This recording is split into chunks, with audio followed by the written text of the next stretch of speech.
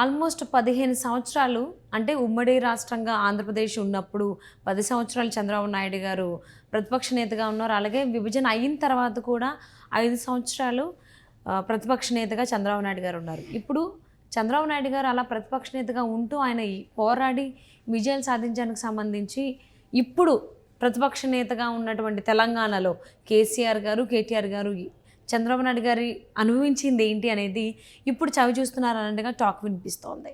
చాలా నేర్చుకోవాలి చంద్రబాబు నాయుడు గారిని చూసి అని చెప్పేసి అని కామెంట్ చేస్తున్నారు కేసీఆర్ గారు అని అంటున్నారు. ఇది ఎంతవరకు వాస్తవం ఏంటి? ఈ అంశానికి సంబంధించి మనతో మాట్లాడడానికి, వారి విశ్లేషణను మనతో పంచుకోవడానికి ఈరోజు మనతో పాటు ఉన్నారు సీనియర్ జర్నలిస్ట్ దుర్గా కుమార్ గారు ఉన్నారు. వారితో మాట్లాడదాం. నమస్తే అండి. నమస్కారం. మా సహజన వీక్షకులు కూడా నా నమస్కారం. ఉమ్మడి ఆంధ్రప్రదేశ్లో ఉన్నప్పుడు చంద్రబాబు నాయుడు గారు 10 సంవత్సరాలు ప్రతిపక్ష నేతగా, విభజన అయిన తర్వాత మళ్ళీ గెలిచారు. మళ్ళీ కానీ ఇప్పుడు 5 సంవత్సరాలు ప్రతిపక్ష నేతగా ఉన్నారు. సో అలా ఆయన ఏం పోరాడారు, ఏం విజయాలు సాధించారు అని ఇప్పుడు ప్రతిపక్షంలో ఉన్నటువంటి తెలంగాణలో ప్రతిపక్ష నేతగా ఉన్నటువంటి కేసీఆర్ గారికి తెలుస్తోంది.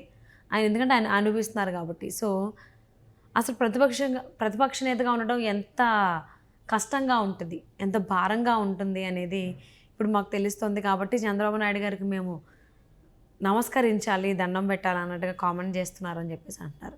ఇది ఎంతవరకు వాస్తవం ఏమంటారు? 100% వాస్తవం. అధికారాంతమును చూడవలే అయ్యగారుల చక్కదనములని, అధికారం ఉండంతసేపు బ్రహ్మరథం పడతారమ్మా. అన్నీ జరుగుతాయి, నా మాటే శాసనం అన్నట్టుంటుంది. కానీ అధికారం లేనప్పుడు ఇవాళ వాళ్ళు నీళ్లలో నుంచి బయటపడ్డ చేపల్లాగా గిలగిలా కొట్టుకుంటున్నారు. వచ్చిన రెండో రోజుకే రేవంత్ రెడ్డి గారి మీద నువ్వు అది అమలు చేయలేదు ఏంటి, ఇది అమలు చేయలేదు ఏంటి అని వచ్చిన రెండో రోజుకే, అంటే వాళ్ళకి ఆ సహనం అనేది కోల్పోయారు. ఆ సహనం లేదు. ప్రతిపక్షం కొత్తగా ఒక పార్టీ కొత్తగా అధికారంలోకి వచ్చిందంటే ఆ పార్టీకి కనీసం ఒక 6 నెలలు ఊపిరి పీల్చుకునే అవకాశం ఇవ్వాలి. ఎందుకంటే అన్నీ చక్కదిద్దుకోవాలి.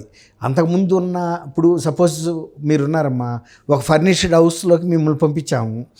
మీ అవసరాలు వేరు, అంతకుముందున్న వ్యక్తి అవసరాలు వేరు, ఆ కుటుంబ అవసరాలు.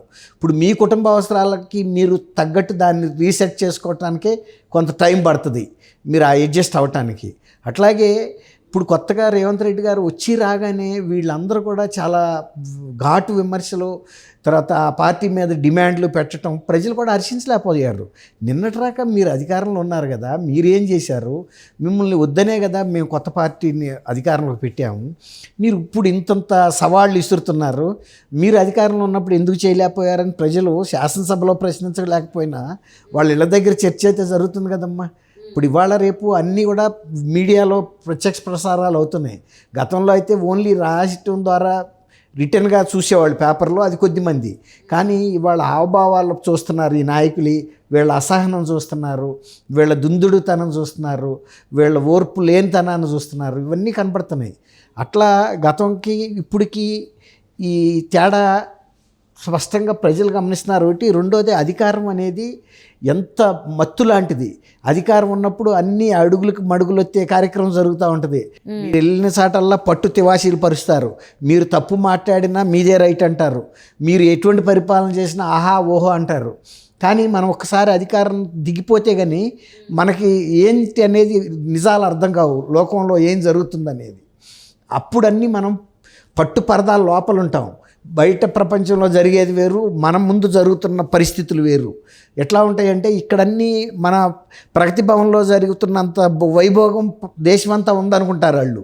క్షణాల్లో కోరితే 4 నెలల్లో బిల్డింగ్ కట్టేశారు, తీసుకొచ్చి చీఫ్ మినిస్టర్ని కూర్చోబెట్టేశారు. ఆర్డర్ ఇచ్చేస్తే ల్యాండ్ రోవర్ కార్స్ వచ్చేస్తాయి. కానీ అధికారంలో లేనప్పుడు, తర్వాత ఎమ్మెల్యేలు కూడా అధికారం ఉండేంత వరకు భయపడతారు, మినిస్టర్స్. కానీ అధికారంలోంచి మనం దిగెళ్ళిపోతున్నాం అన్న తర్వాత, దిగేసిన తర్వాత పరిస్థితి చాలా దారుణంగా ఉంటుంది. హెలికాప్టర్ చిటికేస్తే వస్తుంది అప్పుడు అధికారంలో ఉన్నప్పుడు, ఇప్పుడు రాదు కదా. అట్టా ప్రతిదీ శాసించిన పరిస్థితుల్ని ఇవాళ మనం వాటిని మింగాల్సిన పరిస్థితుల్లో ఉంటాం. ఏంటి నువ్వు చేసింది, నువ్వు కూర్చో, నిన్నదాకా నువ్వు మినిస్టర్ కాదా, నువ్వేం చేసావు అన్నప్పుడు మొన్న హరీష్ రావు గారు కానీ కేటీఆర్ కానీ అంతకుముందు పులుల్లాగా ఉన్న వ్యక్తులు చేశారా, ఇవాళ వచ్చి మాట్లాడుతున్నారు అంటున్నారు కదా. అన్నప్పుడు మరి ఏం సమాధానం చెప్పలేని పరిస్థితే ఉంటుంది. అందువల్ల ఏంటంటే గౌరవంగా ప్రతిపక్షంలో కూడా ఉండటం కూడా ఒక ఆర్ట్, తెలిసి ఉండాలి, విద్య. ఇప్పుడు అధికారాన్ని ఎవరైనా ఉపయోగించగలుగుతారు. అధికారంలో లేనప్పుడు కూడా మనం సంయమనం కోల్పోకుండా, మన గౌరవం కోల్పోకుండా అధికార పక్షాన్ని ఒక స్థాయిలో విమర్శిస్తూ మన గౌరవాన్ని మనం కాపాడుకోవాలి. తర్వాత మన పార్టీని మనం సమర్థించుకురావాలి. అధికారం లేనప్పుడు అనుచరులు మన వెంట రారు, వేరేగా ఉంటుంది వాళ్ళ ప్రవర్తన. అప్పుడు మేనేజ్ చేసుకున్నాడే అసలైన నాయకుడు. సో ఇప్పుడు కేసీఆర్కి కేటీఆర్కి అసలు అధికారం లేకపోవడం చేతుల్లో అసలు పార్టీని నిలబెట్టుకోవడం అనేది చాలా తడబడుతున్నారని కూడా వార్తలు బయటకు వస్తున్నాయి. ఇప్పుడు వాళ్ళ తడబాటు అసెంబ్లీలోనే కనపడుతుంది, వాళ్ళ తొందరపాటు. ఇప్పుడు కొంచెం రోజులు మీరు ఒక వారం రోజులు 10 రోజులు కూడా అవ్వకుండానే ఇవాళ అది కాంగ్రెస్ పార్టీ మీద ఇన్ని బళ్ళు తోలుతున్నారు కదా. మరి వాళ్ళు 10 ఏళ్ళు మీరు ప్రభుత్వంలో ఉన్నప్పుడు మీరు చేసే అన్ని విధానాలని వాళ్ళు వ్యతిరేకించినా కూడా వాళ్ళు శృతి మించలేదు కదా, వాళ్ళ పరిమితి. ప్రతిపక్షం లేకుండా చేసుకున్నారు కదా. అవును అవును. ఇప్పుడు అందువల్ల ఇప్పుడు ఏంటంటే ఒక ప్రతిపక్షంలో కూర్చోవటం అనే ఆర్ట్ వీళ్ళకి తెలియట్లా, వాళ్ళకి అసలు అది కుదరట్లా. ఇంతవరకు అధికార పక్షం వైపు ఉన్నారు వీళ్ళు, ట్రెజరీ బెంచెస్ వైపు. ఇప్పుడు అపోజిషన్ బెంచెస్ వచ్చినప్పుడు ట్రీట్మెంట్ తేడా ఉంటుంది. ఆ రోజు స్పీకర్ వీళ్ళ మనిషి, ఎంత కావాలంటే అంత టైం తీస్తారో తీసుకుంటారు. మిగిలిన వాళ్ళు కూర్చోమని బలం ఎక్కువ ఉంది, సంఖ్యాబలం. ఏళం చేసేవాళ్ళు, కూర్చో నువ్వేంటి అది ఇది అని. ఎవరినైనా కొంచెం దురుసుగా ప్రవర్తించారు. అదే కదా వీళ్ళ ఓటమికి కారణం. ఇవాళ ఇప్పుడు ప్రజలనేను ప్రతిపక్షాలని, ఇప్పుడు ఆయన అసలు ప్రజాభవన్లోకి ప్రగతి భవన్లోకి మనుషులు వెళ్ళేవాళ్ళు కాదు కదా. ఇవాళ ఆ తేడా ఈయన చూపించాడు కదా. అట్లా ప్రతిపక్షంలో ఉండటం అనేది వీళ్ళకి ఇప్పుడు అలవాటు లేదు. రావటం అధికారంలోకి వచ్చేసారు ఒక ఉద్యమ పార్టీగా అధికారంలోకి వచ్చిన తర్వాత వాళ్ళకి అన్ని భోగలాలస తత్వంతోనే గడిచిపోయింది జీవితం. మరి వాళ్ళ వచ్చి అసెంబ్లీలో ప్రతి వాళ్ళు ఈయన మాటలు అంటుంటే వీళ్ళు కొంచెం తట్టుకోలేకపోతున్నారు.